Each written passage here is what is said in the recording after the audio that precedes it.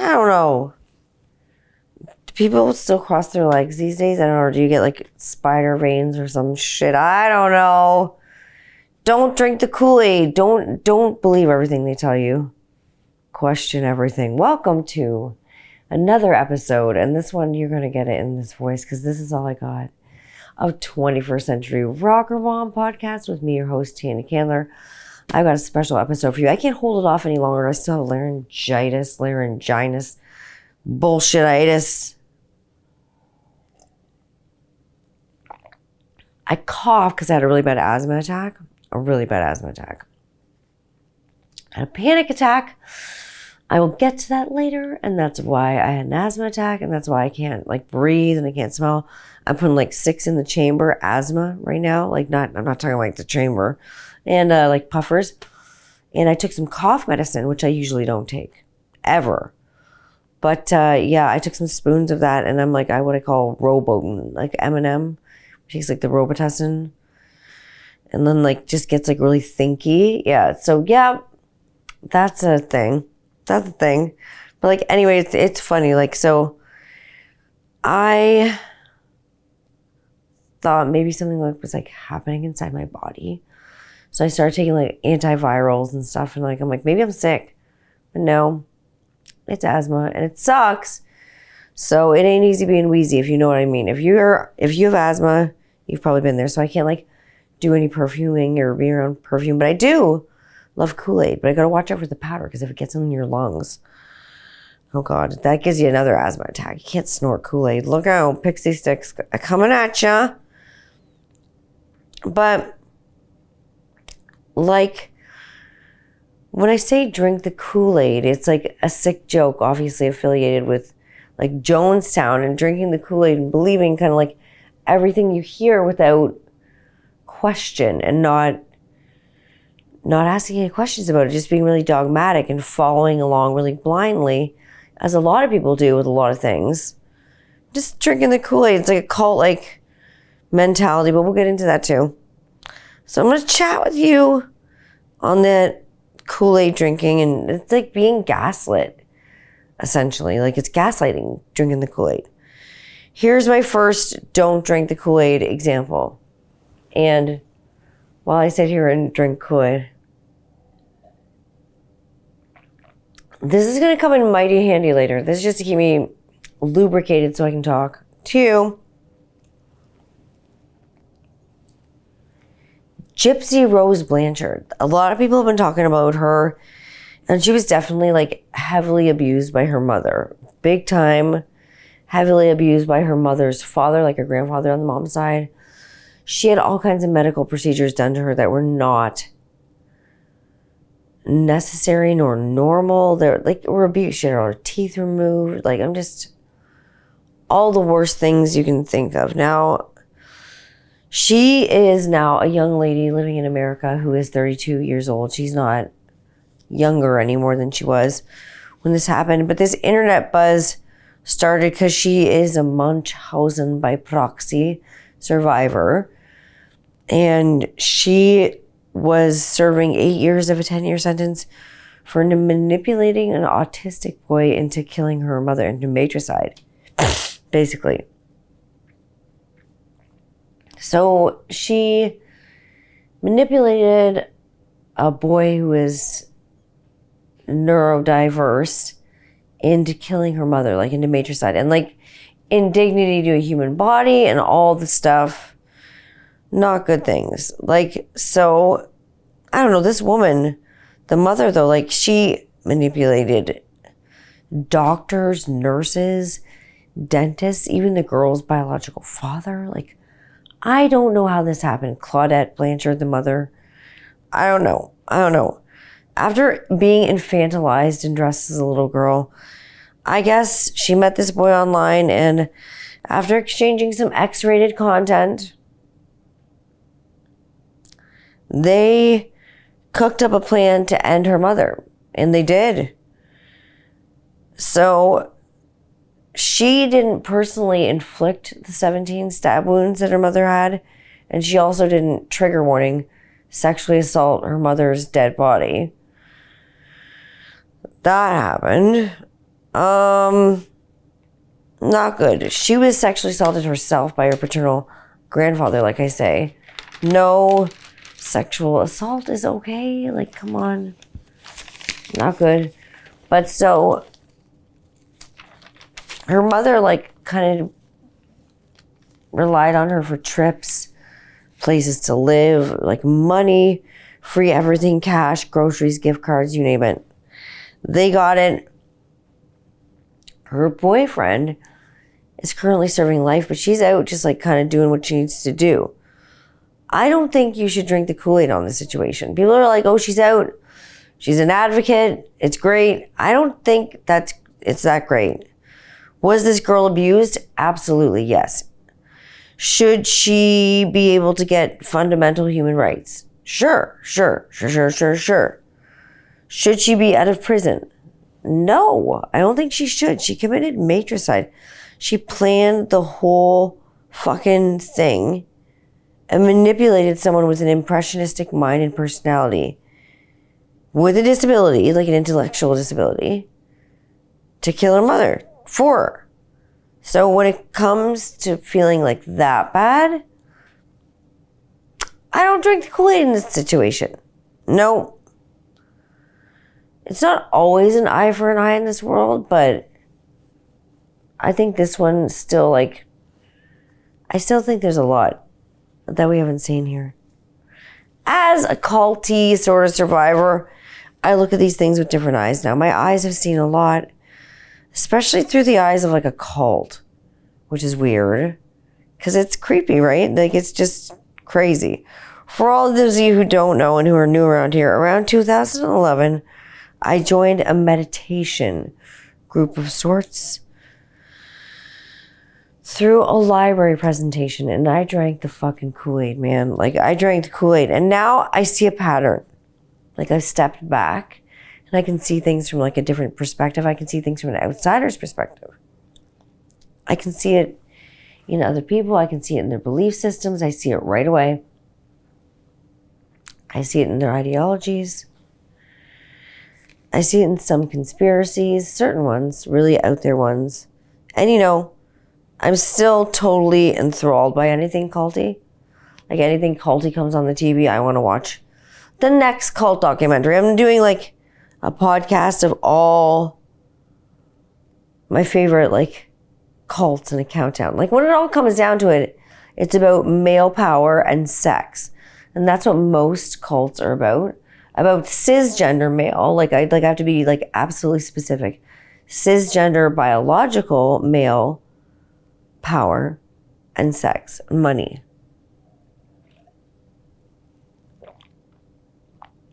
Cults come down to a few things, but power and control are big things. And the patriarchy runs deep with cults, as I will expose to you. Now,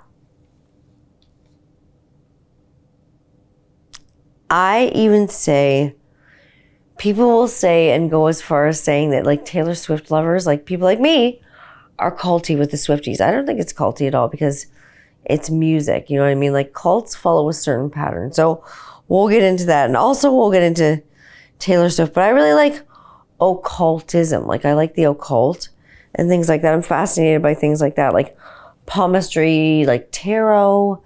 Things like that are interesting to me. Astrology, runes, which, you know, I practice, things like that. The things that I don't practice, like things that I'm interested in, though, I don't practice, like Rosicrucianism. I do not practice that. But am I fascinated by, like, the rosy, holy rose cross and all that stuff? Yes, I am. I think it's cool. It's a secret brotherhood, shrouded in mystery. It was viewed as a pathway to enlightenment. In 1614, the first known anonymous sort of manifestos and publications came out. People got really excited by, like, the majesty and magic and occultism and the hidden sort of stuff and the esoteric nature of Rosicrucianism. And it caused quite the stir in the spiritual world. Like, it was pretty cool. It had symbols and metaphors and allegories, and people kind of believed that they could possess any kind of ancient knowledge by getting into Rosicrucianism. And it was revered that people in this sect be given this knowledge by being in it and given certain powers. Plus, it was cemented like an esoteric order into the minds of many men. Plus the fact that this was concealed from like the average man and only certain people could be like picked to be in it. It was elitist. It was like an elitist club in the spiritual realm, you know, like Masons and things like that. Different brotherhoods that are elite. You know, it's who you know and how you get in. Secrets in your aprons, you know. Now, with Rosicrucianism, most of it comes with like ancient Hermeticism, Kabbalah, things like that. They put in some Christian Gnosticism, like Gnostics and stuff in there. Don't tell me I don't know about Gnosticism, because I do know about that. Like I say, but like lots of Kenergy, secrets, parables. Like I say, it's like Ken's Mojo, fucking dojo. Men were really revered to be like doctors of the Holy Rosy Cross and considered to be able to heal all sorts. Again, read about it in Rosicrucianism. If you don't want to drink the Kool-Aid, I mean, like no meat in Rosicrucianism, no tobacco, no booze, definitely diet, like a vegetarian diet is encouraged. Again, anything where any certain diet is encouraged is kind of culty, so look out. I'm doing the cult countdown, so just get ready. I'm writing down on it, but I'm scaring the shit out of myself as I'm doing it, because I'm like, I can't narrow it down to my top 10 favorite, because there's so many cults that I love. But you know there's going to be a few in there that they're near and dear to my heart. Maybe it's going to be more than top 10. Maybe it'll be top 20. Who knows? Let's get down on it, though. Like, trigger warning. It's going to be creepy. And it's going to get uncomfortable, because, like, cults are uncomfortable. Now, speaking of secrets, there are all kinds of secrets that we keep, especially as adults, and having secret lives and things that we keep from our kids. Like, these are the things you send your kids out of the room for. And since I've had a kid-filled weekend, like I always do, because I have kids, right? We go to birthday parties, or someone has a play date, or someone's having someone over, or someone's going to someone's house. There's always kids at the house. So, like, I do my things around the weekend that are kid-centric, you know, and then I do my other stuff at night or other times where kids aren't around. And, you know, I can cuss because I'm in a soundproof room. Doesn't matter. But, like, I mentioned funny things, and this weekend I went to my neighbor's house, and we had coffee and whatever, and it was lovely, and she's like, I'm getting rid of a bunch of books. Do you want me to give you some books for the kids? And I found some real treasures in there. And I found this one in particular.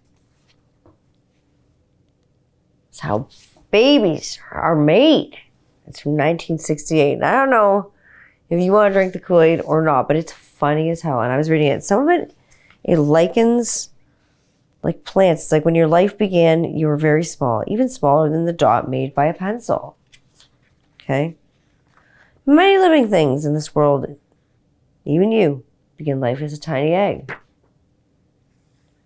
Many plants begin as eggs, so they go on plants. They talk about ovaries and flowers and stuff like that, and bees, and talk about the pollination of a flower. And then they say, you know, it takes two animals or two plants, both of these things, to make a new animal, like a baby. So 2 eggs plus pollen equals a flower. Some eggs plus sperm equals an animal. So then they get into humans. They look under it, under a microscope. There's some like chickens and roosters and eggs and sperm and stuff. We're getting down on it. It's in a really like cisgendered, biological, male-female kind of world. This is to send the sperm into the female chicken's body. The rooster climbs on top of the hen. Like, if I was a kid in 1968, I'd be horrified of this shit. I'd be so scared. Then his sperm move into the opening in her body. Bird sex. Not pretty. Fertilization has occurred. Cluck, cluck, she sits on some eggs. Peep, peep, a chick comes out. But then, They get into dogs.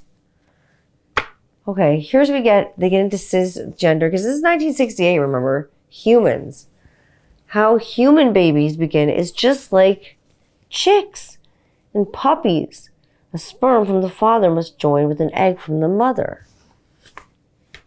If you can do that. Remember, 1968. Here we go.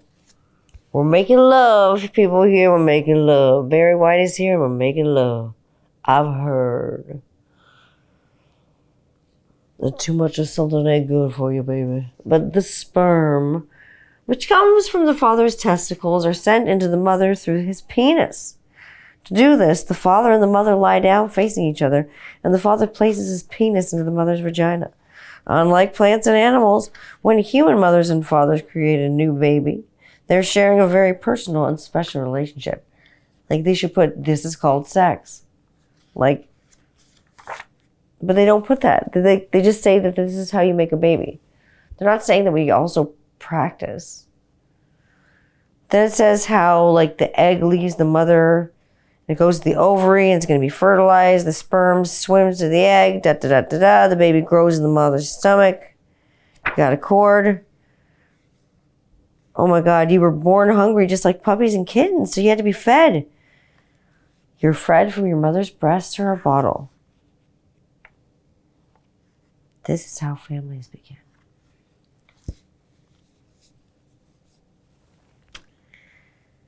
I'm just going to leave that right there. That's not one that I will be passing on to the kids because it's hilarious. It's really funny that it's so like the man inserts his penis, like inserts. It sounds so medical, like it really does. And I can't believe, like talking to my neighbor too, I was like, do you remember like reading this like with your parents? And she's like, I remember my mom reading it to me and me being just like mortified. I'm like, I would have been too. Like, it's embarrassing as shit. Like, it's embarrassing. And like, not too long ago, because I haven't done it in like, it's been over a week now. This has been a no smoking person for over a week now. I mentioned secret smoking not too long ago, but sort of recently. And you would not believe how many parents tell me, I'm not alone in this, in the secret smoking adventure. I feel like Leslie Mann's character in like This Is 40, like she's like got the dishcloth, like the gloves on, and she got the perfume and like the shower cap. She's like blowing out the window and like putting like the atomizer in the room to make sure everything's like good. She doesn't want anyone to know that she's been smoking. She doesn't want her hands to smell like it. Nothing. Like, some of us go to great lengths, I will tell you, to not let their kids know. So yeah, like I don't want to blow my cover. So all like the people my age with kids talk about it like the same way. We all like talk about it in hushed voices and we whisper about it. Shh. And like we talk about what's in their humidors or in their closets or in their top drawers and cigars. And I talk about my clove smokes and stuff like that. And learning you're not alone in the secret smoking club not only normalizes it, but it removes any guilt. It's absolved me from it. So like that's the end of any like fucking secret smoking guilt that I had or had previously. My dad was a secret smoker, but not tobacco, hash. When I was a kid, I found his pipe in the garage and I thought, bless my heart, I thought it was Frosty the Snowman's pipe. So that's what I thought. And I wonder why it stunk. But he always used to go over to the neighbor's house, and the neighbor was a lawyer, and he kind of had a really straight ass job. So never knew where to get hash. My dad worked on the job site. He was a construction worker. He built houses. He was a blue collar guy. So he always knew where to get some good quality hash. He always used to get the hash from this guy. He'd go to Morocco and he'd bring it back in soap containers, and customers would all be like, what's with all the soap? He'd be like, oh, I love soap, man. I love this Moroccan soap. He'd bring back toothpaste. Like, what do you love about this toothpaste? So I love this Moroccan toothpaste. So they let him do customs. This guy was bringing back hash in the soap containers and oil in the toothpaste containers, like hash oil. It was rose oil from Morocco. It was beautiful. I didn't know back then because I was a child. That was not happening. I'm laughing because this is ridiculous. So my dad and this lawyer would smoke like the China white of hash, like the best hash ever, like that you can get, over in between houses. And he and my dad would just shoot the shit, and they puffed grass. It was harmless like back then. And in my humble opinion, saying something, again,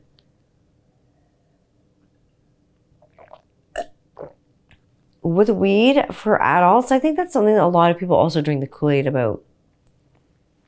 They think it's super harmful. And with the amount of alcohol that I see people drink, I really don't worry too much about weed. Unless you're driving, don't be a fucking idiot. All that stuff intoxicates you. Don't get behind the wheel of a car. Drugs, alcohol, I don't care if you had a rope access set. Don't fucking drive, it's not funny. Thank you, Reagan administration, for the anti-drug fucking bullshit and the cannabis gateway bullshit, like weed's a gateway drug. Yeah, to cake and cookies and fucking chips and shit. Under 25, do I think you should be doing weed and smoking weed and using weed? No. Under 25 years old? No. It's not good for your brain development and shit. That stuff has to happen. I did it young. I killed off the weak ones and only left the strong. The strong survived. And speaking of killing, good Lord, I loved Saltburn. Did you see Saltburn? I loved Saltburn. It was a murder on the dance floor. We better not kill the groove. I loved it. Someone described it as the talented Mr. Ripley on crack in the comment section on my page. Hard agree. Deliciously dressed in a goth, candy pop, glitter, nightmare sort of aesthetic. It looked great. The production design was fucking tops. It looked so good, but it was funny. Thank you, autism and being on the spectrum. That spoiler alert, I could see the end from the beginning. Holy shit, major spoiler alert. Oliver decimates everyone and he becomes king of the castle. I thought it was fucking hilarious. Some people I know did not see it coming, but a lot of people I know, the ones that I know who share my sense of humor that are sick as I am. No names mentioned. No names. It was great. There's so many great standout points. The drinking of the bath water, becoming a vampire in the garden with the sister, who had an eating disorder. Yeah, grave humping, murder in the garden with the antlers and the champagne and the barfing and stuff. Just a lot was going on, But what a shock. What a shock in that film we have. What a shock we have. Male full frontal nudity when he's dancing at the end to Murder on the Dance Floor. That was a surprise. I did not think that would be a thing that was of that caliber of size. I was like, okay, good for you. Good for you, kid. You're a fucking psycho in this movie. You absolutely kill everyone, but you murder with that dick. Good for you. Good for you. You murdered everyone with your huge wiener. Fucking good for you. That's so funny. But murder on the dance floor, is right. You'd probably be walking fucking funny for a few days. Jesus. I shouldn't say anything about that, but fuck, that's funny. Flashlight City, hysterical. So, tap dancing Jesus in a baby's arm, it's murder on the dance floor. So enough with this wiener talk and the willy talk. It's over. That's it. I saw some edibles the other day. They were in the shape of penises and willies, speaking of that. But enough, again, to say with the willy talk. And on to, I say, before it becomes irrelevant, I can't talk about the Grammys. Annie Lennox fucking killed me on the Grammys. Absolutely killed me with her Nothing Compares. And she started with obviously Sinead O'Connor and her passing, everyone who passed through the year at the Grammys. And it was hard. And seeing Tracy Chapman perform a Fast Car was amazing. Seeing Joni Mitchell was almost a godlike experience for me. It was amazing. Everything just came out good at the Grammys. It was good. Seeing Taylor Swift win was good. My bets all came out correct. I bet swiftly, and we took it, baby. I love Taylor Swift, and I love the Kelsey family. I'm not going to lie. I love them all. I love their love. I love that Taylor Swift, as a 34-year-old woman from Pennsylvania, can make so many predominantly male folks. Uh-oh, there's a predominantly male folk right there. Willie Nelson, my dog, he's mad. But like I say, like, I love that Taylor Swift can make, like, as a 34-year-old girl can make so many, like, mostly, like, male-presenting people pissed and so angry in so many ways just at her and her boyfriend for no reason. Like, she makes people so mad. She could cure, that dog is loud. Taylor Swift could seriously cure fucking cancer and it wouldn't matter. Y'all would still come at Taylor Swift. Even if she cured cancer, you'd come at her boyfriend. Add happiness, add everything. You just shit on it. It's a fucked up world we live in when people come at people's happiness. It's weird. It's weird. It's fucked up when we pick every single person that we can think of to pieces just to fit our own comfort level, to fit our own rhetoric, to fit our own narrative. Why do we have to pick other people apart to make ourselves feel better? I don't ever understand it, and I don't think I will. You know? Don't drink the Kool-Aid. Everyone's telling Taylor Swift after the Super Bowl where Travis Kelce was yelling at his coach to put him into the game, which you'd be yelling in a stadium too. You know, don't go with Travis Kelce anymore. He's going to beat you up. Listen to how violent he is. I'm like, wow, is this your first time at a fucking football game? They're loud as fuck, so you'd have to yell too. Travis Kelce's not going to beat up Taylor Swift. Get a grip. Get a fucking grip. I know the abusive type. Trust me. Travis Kelce is not it. I'm also not your typical Swiftie fan. I mean, it's not the music that's like, it's a bop. Like, it's a bop. Like, I love Taylor Swift. But it's also what she stands for and what she does by, like, example. Like, $100,000 she gives to the family of someone, like a fan who dies at the Super Bowl. Again, not her fault. She didn't do anything to the Super Bowl. Like, she was there. But, like, what did any of the teams do? Not much. They posed for pictures with people. That doesn't look good. But, like, Taylor Swift gave money to the family. Like, she's passing out water bottles to people that die at concerts because Brazil won't let water bottles into concerts. So she's getting laws passed that you can. So the regular person doesn't have to pay, $18 for a bottle of water.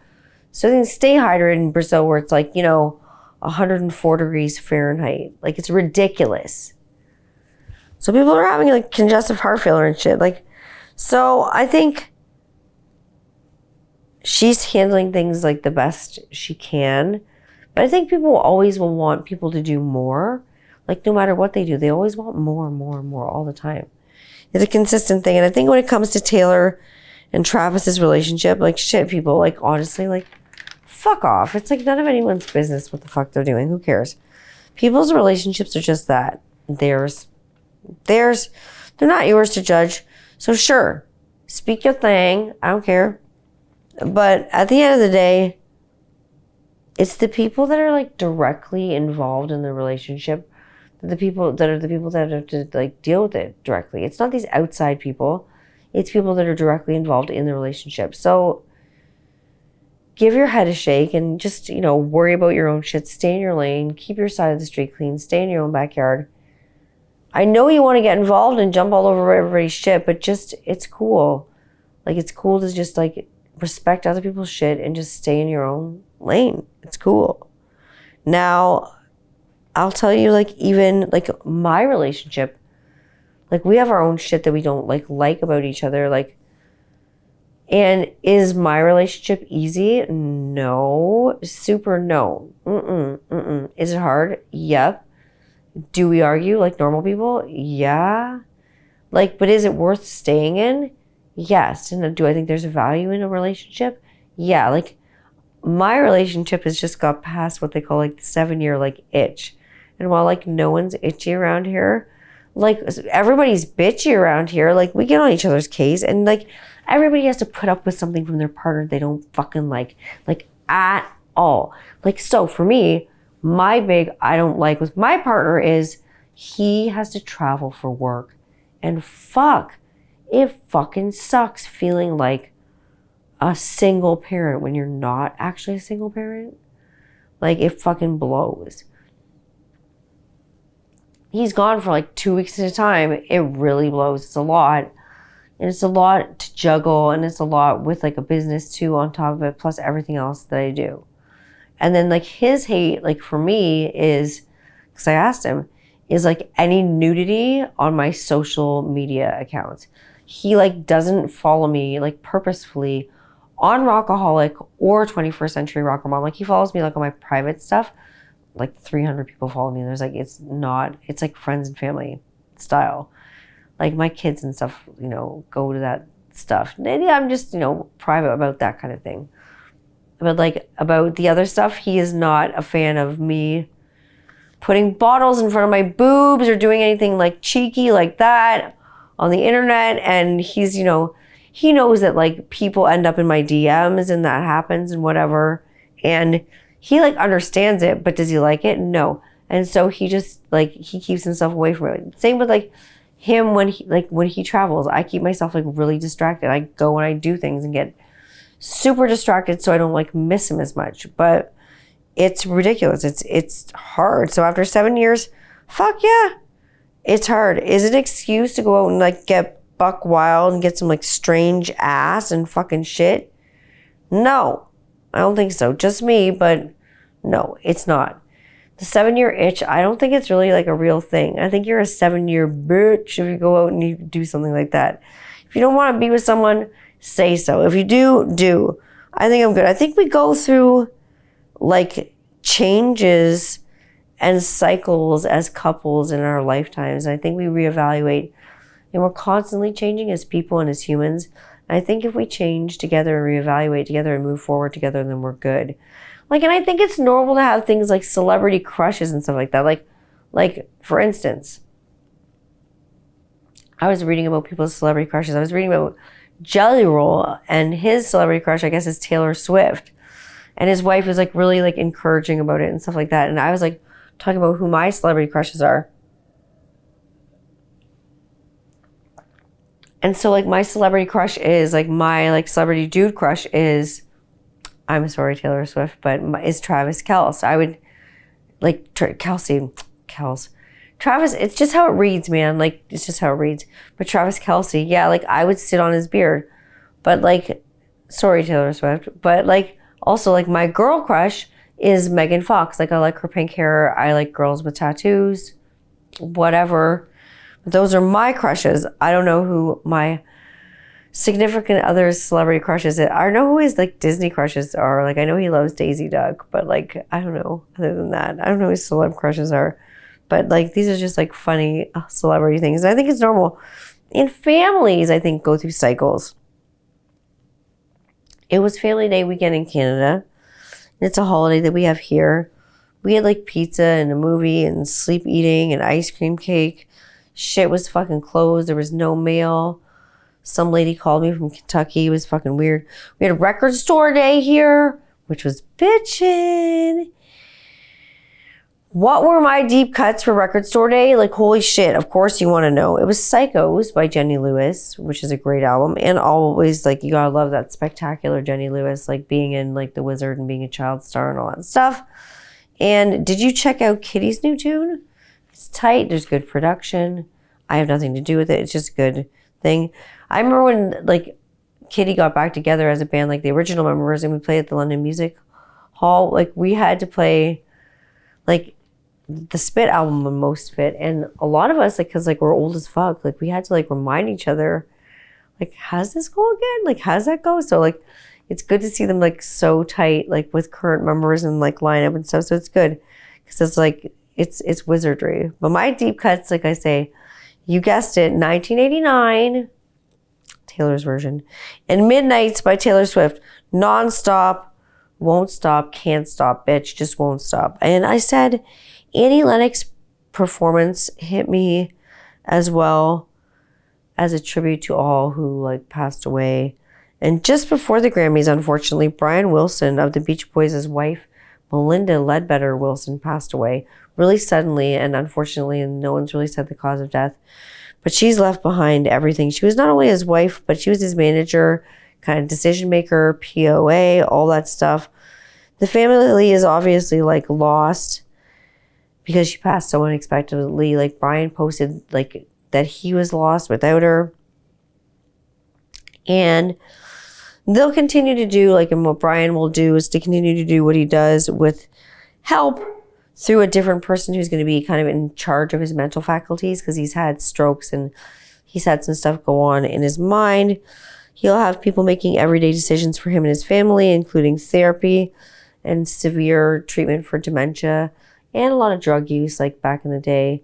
So his brain's not where it used to be at. So he'll have someone in charge of that. But like, one minute you feel safe, you know, it's hard to be shut down like that. Like when someone passes away, like your safe person. And I've been there because my safe person passed away like 2 years ago, like now, like my dad. My dad, not like, I wouldn't say he's like my manager, but my dad was always kind of like behind me and kind of like coaching me and things, what to do. Now I just kind of listen to the stars and whatever he's kind of telling me there. But like my dad always kind of told me what to do and kind of guided me through what I needed to do in like life. And so it's hard to lose one's like safe person, one's guide person, that anchor person who kind of guides you through life and tells you what to do. And then feel like one day, like you're just like a kid at school in kindergarten and like your parent forgot to like pick you up and you're just like sitting there in the schoolyard, like forever waiting for that person to pick you up and they just never show up. And it's hard to be that person. So he was like, you know, he referred to her as his angel, his savior, and much the way kind of Johnny Cash publicly really revered June Carter Cash. Now that, in my opinion, and people are going to dog on me for this one because this is a don't drink the Kool-Aid situation. John Cash, like in June Cash, like June Carter Cash, really, like the media really ate up their love affair like crazy and they glorified it again. Don't drink the Kool-Aid. Y'all watched Walk the Line. They fell in love with each other as a product of an affair. Johnny Cash was married before, you know, the Ken and Barbie of country kind of came out. And Johnny and June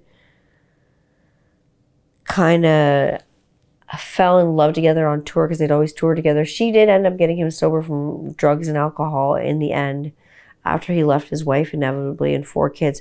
There's nothing like being left like for another woman. His wife ended up being excommunicated from the church. She couldn't go back and even take communion until, and I am not churchy, she could not go back. Vivian could not go back and get like wine or bread, the cracker, the Jesus cracker, until Johnny Cash had to write a note to the Archdiocese of the Catholic Church professing what a terrible husband he'd been and like admitting to it. So he did. And yeah, that was that. They found the story. And like what's failed to be touched on here is that Johnny Cash was a bit of a hound dog. When he left his first wife, like I say, he was married to her at 18, just out of the Air Force. He had 4 kids, a dog, a monkey, a talking parrot. So he left this fucking lady with a lot, you know, and just fucked off on tour, just left. Some of those kids were in diapers. Like I would have had a fucking nervous breakdown. Not cool. And then to be knowingly left for another woman, it was hard for her because she was biracial too. So, you know, people had it out for her because she was Johnny Cash's ex-wife and now not being protected by an all-white husband and all white people around you all the time. It was a time where there was no safe space made for people that were BIPOC and of color. It just wasn't there. Like, because staying in embarrassment when your husband leaves you for another woman or when your partner leaves you for another person is something that's not good. To being left for someone that someone else is like banging, if that doesn't quite hurt enough, you know, let's not romanticize affairs and family breakdowns as fairy tales, right? Don't drink the Kool-Aid. One fairy tale romance that I see that I have like tons of respect for is like Jelly Roll and his wife, like Bunny, XO or whatever her name is. I listened to her podcast, like Dumb Blonde, which literally Dumb Blonde podcast could not be further from the truth because her podcast is fucking hilarious. She swears more than fucking I do, for Christ's sakes. She is so fucking funny. But like people think that she's just like some dumb blonde who got her come up during like adult film stuff. And while she did do some adult film stuff, she also like supported Jelly Roll's career while he was doing his come up trying to rap. She like worked, they had an apartment so he could do his career and get as noted as he could in the rap and country world as he is now and be as popular as he is in country music and play with bands of like the caliber of like Leonard Skinner and stuff like that. And she supported him all this way. She's brought up 2 of his children. And I see their love, and it's like the Taylor Swift, Travis Kelce kind of love. It's that pure love. They just love each other so much, and it's cute to see it. I follow both of them on Instagram. And I find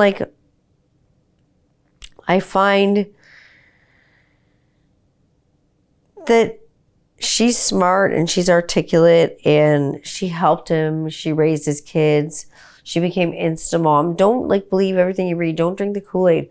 She might look, like some blonde, bimbo, but like you've been drinking the Kool-Aid.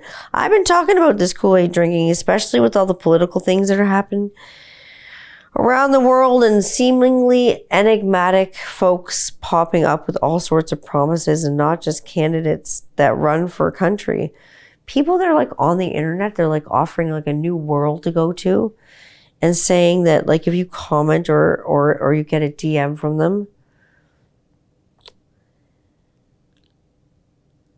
I'm going to tell you, I got a few DMs on my account and they promise like big promises in the new world. Look out for these kind of DMs because they're going to scam you because they're going to want big money to go to the big world. They're going to promise you revolution and change. And we've got changes and revolutions happening all around the world constantly. We just have to pay attention. What we need is not really a revolution. It's a revelation. And I'm not talking like Jesus here. Like I'm talking about a revolution and a revelation of our minds, people.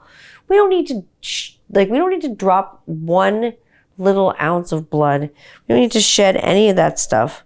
We need a revolution of sorts without shedding a single drop of blood. How can we do it? How? I'll tell you. We could change progress in our minds and how we look at things and how we see people and how we view things. If we could change that in our minds and move forward in our heads somehow and become free thinking, I think we'd be light years ahead of this garbage. Love is the bridge. Like you got to really realize that you got to start living it and stop burning at people.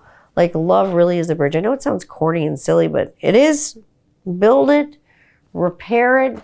Love is where it's going to get you places. Seriously, if it's this world, it was run by like the Kid President. I love the Kid President. I'll watch the Kid President on YouTube on Soul Pancake or whatever.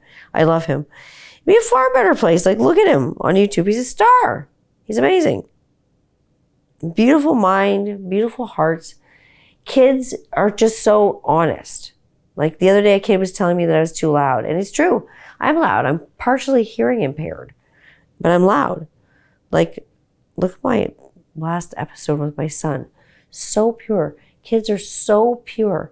They just tell you exactly what they're thinking. Real answers.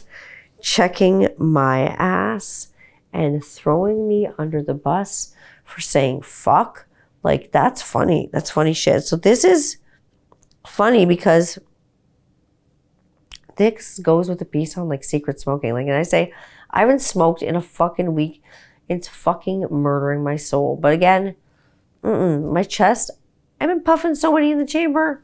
It's like Wu-Tang. It's like 1,000,000 chambers for me. So one night, like I say, the secret smoking thing's funny. I was sitting around with my son and we were hanging out watching a movie and his blood sugar was going down. So I was like, yo, go get yourself a mini chocolate bar from the stash and whatever. And he just comes back and he's thoughtful, right?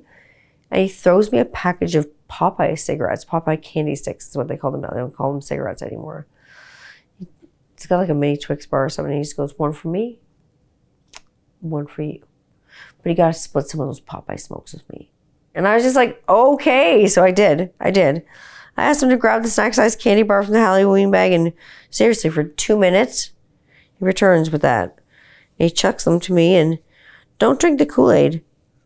This kid was laughing, and you could tell he knew that, like, Popeye cigarettes, like, used to be cigarettes, and he, like, pretended to smoke them and laugh at me. I'm like, because, like, bringing the smoke, like I always do, he, like, handed me down this fact, like, one for me and one for you, like, almost like he knows that I, like, am a secret smoker.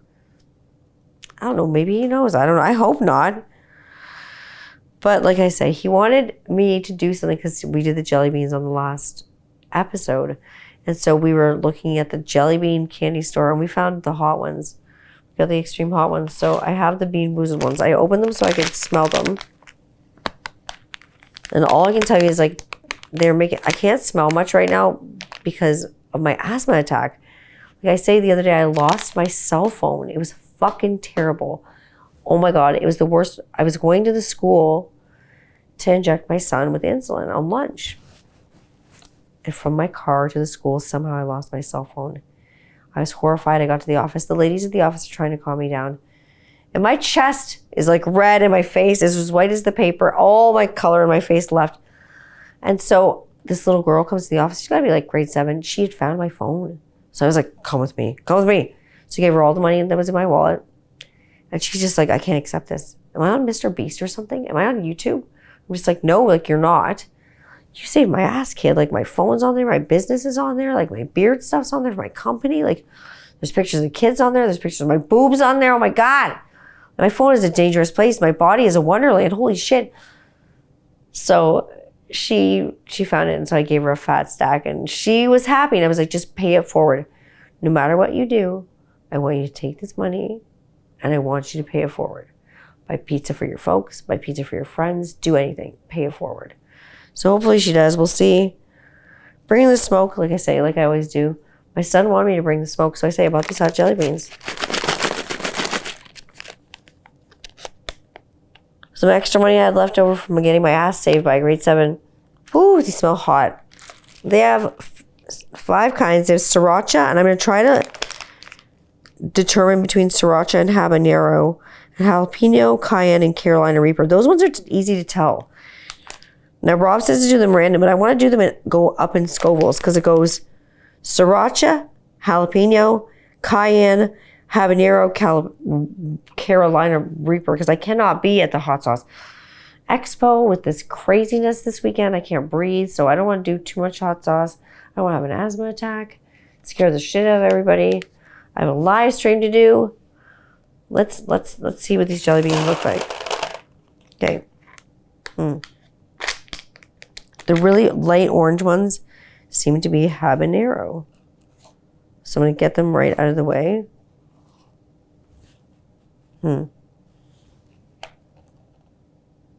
I can't tell.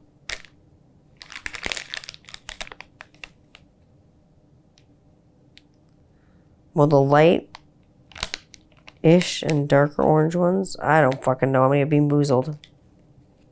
Green's jalapeno. I'm going to do those ones first. There's a second Scoville in it.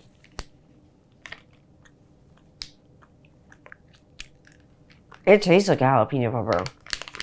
Like a fresh one. It's really grassy.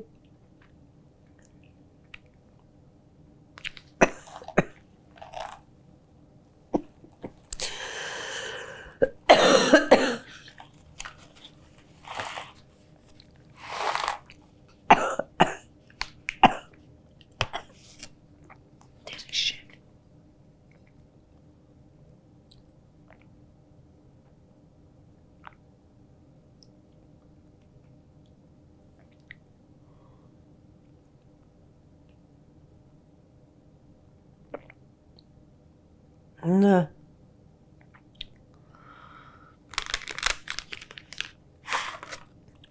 What color was that? I think that was jalapeno. Oh.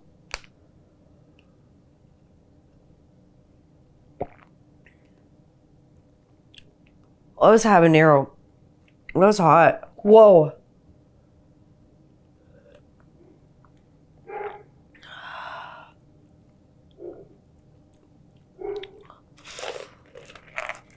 Let's see.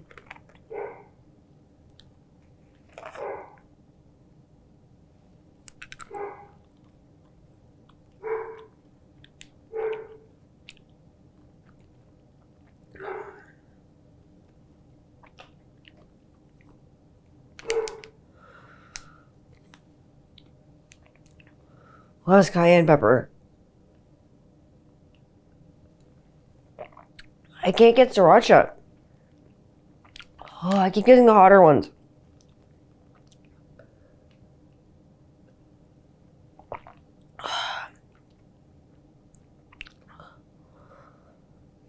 Okay. Oh, it's terrible. Oh.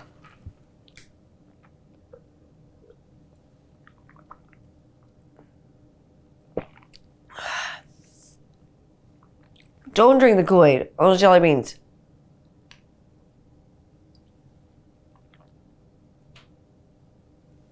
Fuck. My ears fucking hurt. I'm sweating, Jerry. Ah. Bullshit. All of a sudden I can smell. Oh. Terrible. And I got, as my mouth, ah.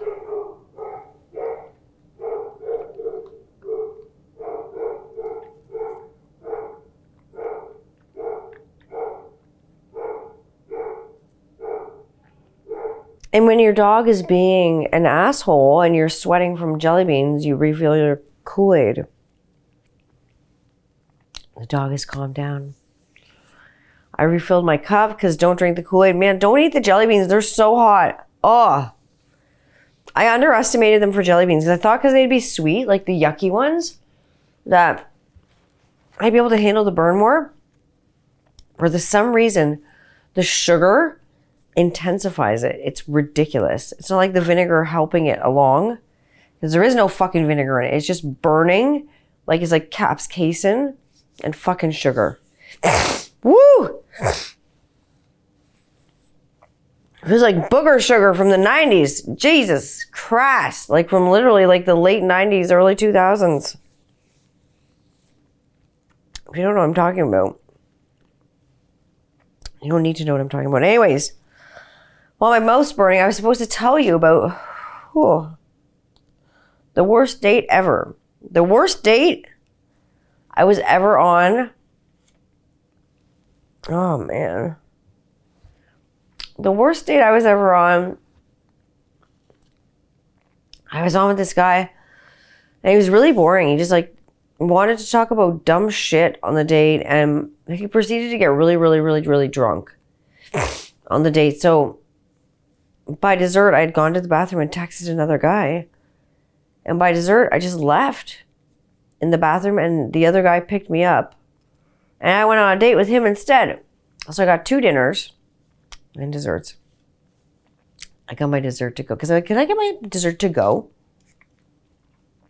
I'm sure the guy I was dating was too drunk to notice that I shoved it in my purse and like went to the bathroom. I was like, I'll be back. I go to the bathroom. I never came back. We never went on another date again, but I was like dating somebody else. So that happened. That was probably like the worst date ever. And that's like the worst thing I've ever like done. It's like mean because like, you know, you just leave somebody hanging like that. Best restaurant and food truck. Oh, these are hot. My ears hurt. Fuck, I'm sweating under my glasses. The best restaurant or food truck in our neighborhood. For pizza, I would say it's Byron Pizza. For sure. Have you ever had Byron Pizza? Fuck. It's so good. It's the best pizza. I swear. I swear it's so good. Or we go to our local pizza joint and just get a few more like bougier items on the pizza. We don't always just get like pep and ched or something, you know, like something different. Best restaurant in the area?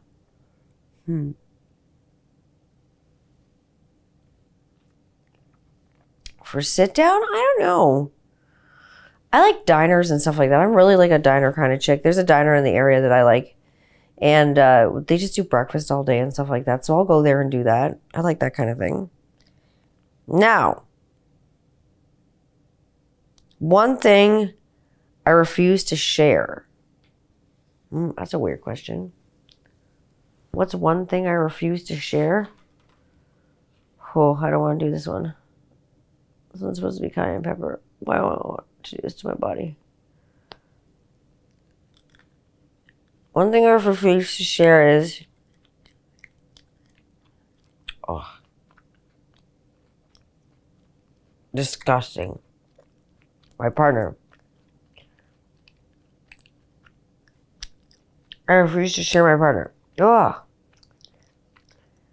You're supposed to eat this little fucking thing?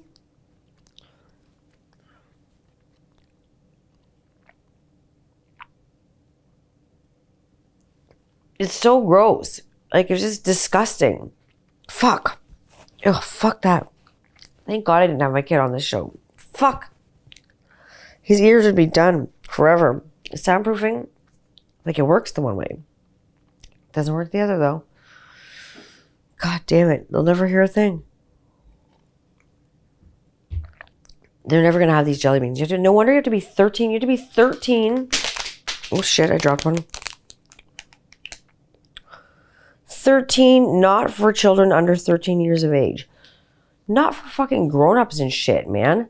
I'm a stroke with this shit. It's clearing my sinuses out. Fuck. This is nuts, especially for an asthma attack person.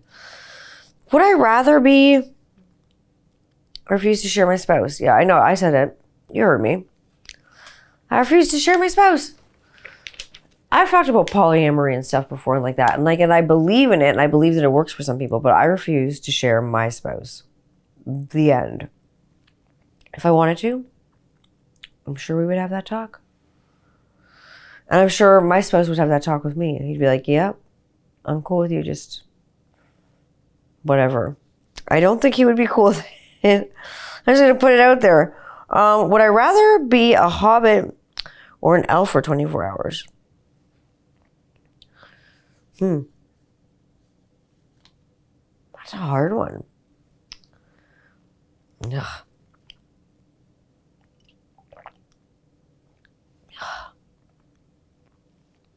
Oh, he tastes like shit. Let's have a narrow one. Oh, I don't want to. There's a stupid color, and you can definitely tell which ones they are. I don't want to.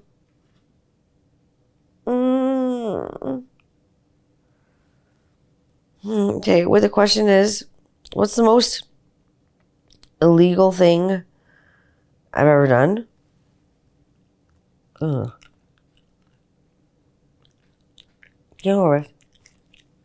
No. I can't keep with my mouth.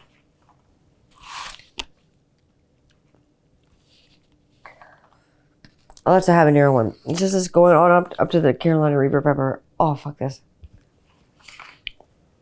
It's the most illegal shit I've ever done. If I tell you, I might have to kill you. Fuck, I'm sweating, Jerry. I'm sweating. Fuck.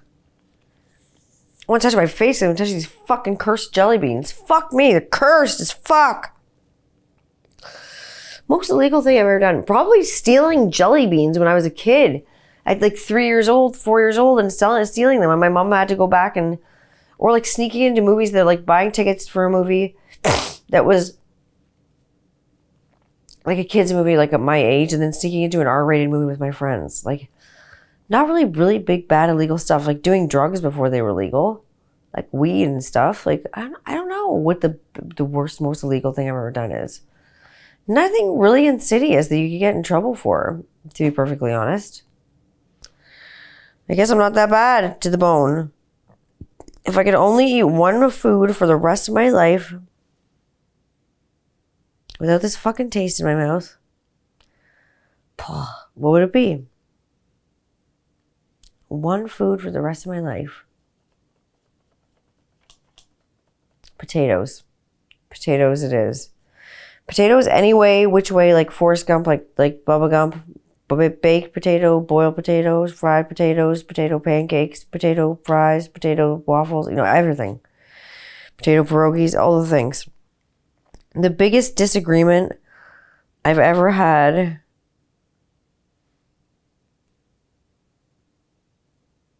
I'm trying to think of what the biggest disagreement I've ever had.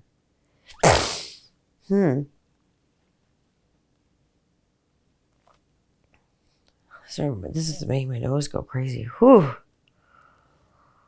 The biggest disagreement I've ever had. I don't know if there's one I can pinpoint.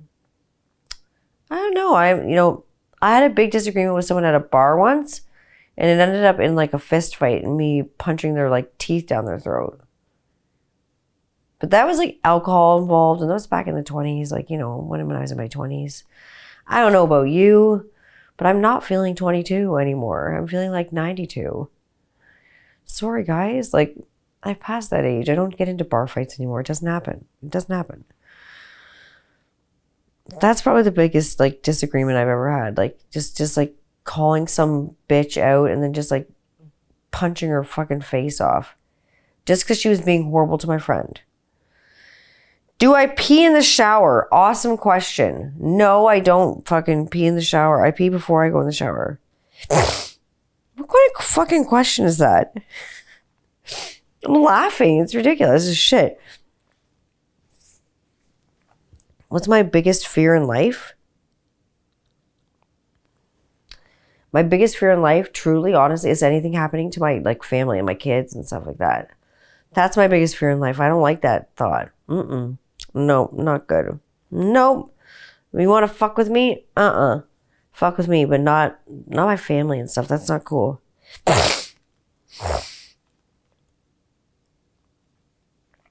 I sound like Cocaine Bear, Mom. Mama Bear and Cocaine Bear had a baby. It's me.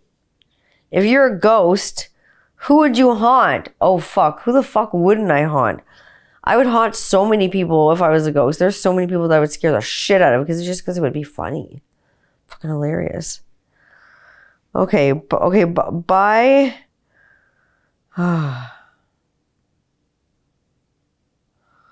What is something you would buy to make a cashier uncomfortable?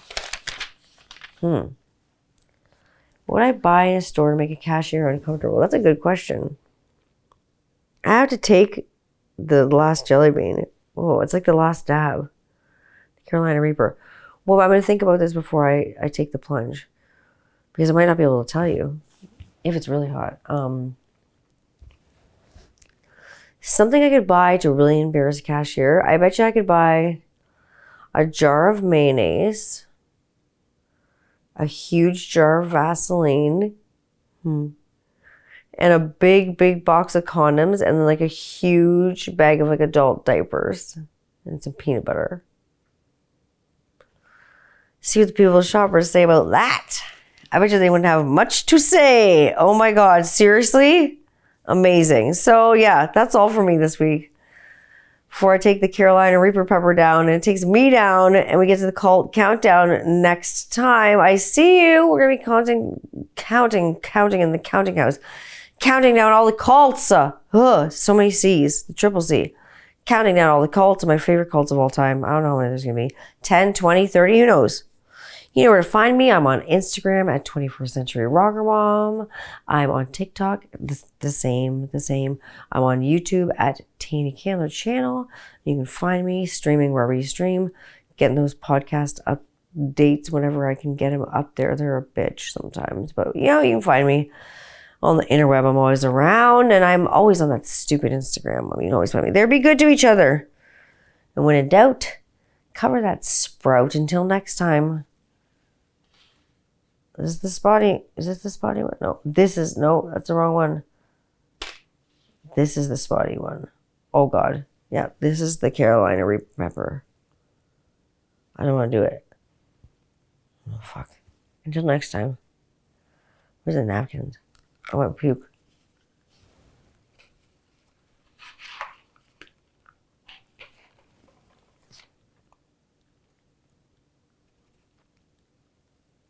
Uh-oh.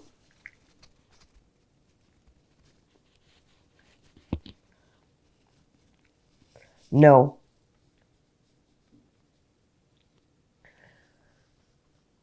It tastes like flowers. What the? You know what?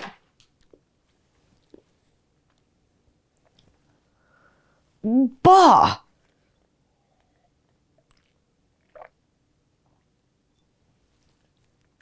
I'm putting it out there right now. Too many fucking hot sauce people make the fucking hot sauce taste like flowers. Ugh. It's bullshit. It's bullshit. I can't stand it. So stop.